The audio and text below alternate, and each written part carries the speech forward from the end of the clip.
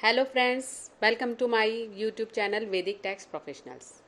तो आज हम section wise cash transaction under income tax के बारे में बात करेंगे। क्या लिमिट्स हैं कैश में रिसीट एंड पेमेंट्स की, ताकि हम इनकम टैक्स के कंप्लायंसेस से बच सकें। तो सबसे पहले हम बात करते हैं सेक्शन 40A(3). पेमेंट और aggregate of payment is made to a person in a single day in cash in excess of ₹10,000। अगर आप किसी पर्सन को एक दिन में कैश 10,000 रुपये से ज़्यादा पे करते हैं तो such expense are wholly disallowed, वो एक्सपेंस आपके डिसअलाउ हो जाएंगे। इसके बाद है section 269(ST). A person can not receive an amount of ₹2 lakh और more from a person in a day a single transaction in cash.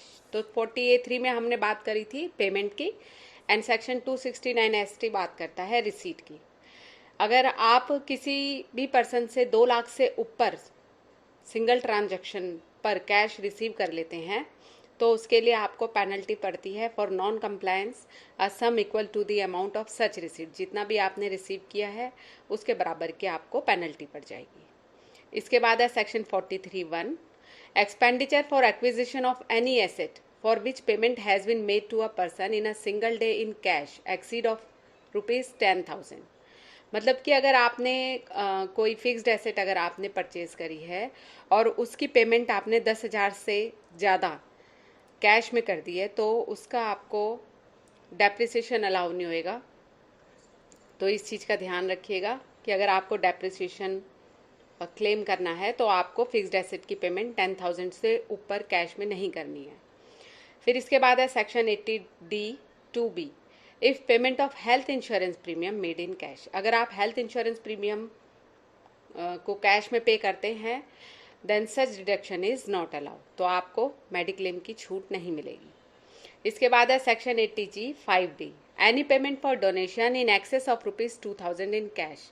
अगर आप डोनेशन कैश में 2,000 रुपये से ऊपर पे करते हैं देते हैं तो आपको 80G की डिडक्शन नहीं मिलेगी। इसके बाद है section 80GG(A)(2)(A). Any payment for scientific research और rural development in excess of ₹10,000 in cash, तो ये भी आपको एक्सपेंस अलाउ नहीं होएगा। इसके बाद है section 80GG(B) and 80GG(C). No deduction for payment to political parties if payment made in cash. अगर आपने किसी पॉलिटिकल पार्टी को भी अगर आपने पेमेंट करी हुई है तो उसकी भी आपको डिडक्शन नहीं मिलेगी अगर आपने कैश में पे किया है। फिर इसके बाद है section 269(SS). No person can accept any loan और डिपॉजिट और स्पेसिफाइड सम ऑफ ₹20,000 और मोर इन कैश। कोई भी पर्सन जो है वो लोन या डिपॉजिट रिसीव नहीं कर सकता 20,000 रुपये से ज़्यादा कैश में।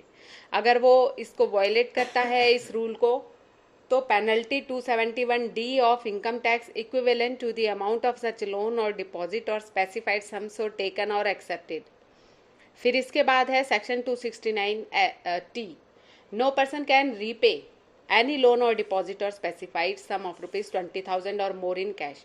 इसका मतलब है कि ना तो आप लोन किसी से 20,000 से ऊपर ले सकते हो और ना किसी को आप रीपेमेंट उस लोन की 20,000 से ऊपर कर सकते हो। चाहे आप लोन की रीपेमेंट कर रहे हो चाहे आप उसको इंटरेस्ट पे कर रहे हो, तो अगर आप कैश में 20,000 से ऊपर करते हो तो उसके लिए भी पेनल्टी प्रोविजन है under section 271E of income tax act, और वो इक्विवेलेंट है आपके the amount of such loan और डिपॉजिट और स्पेसिफाइड सम सो रिपेड।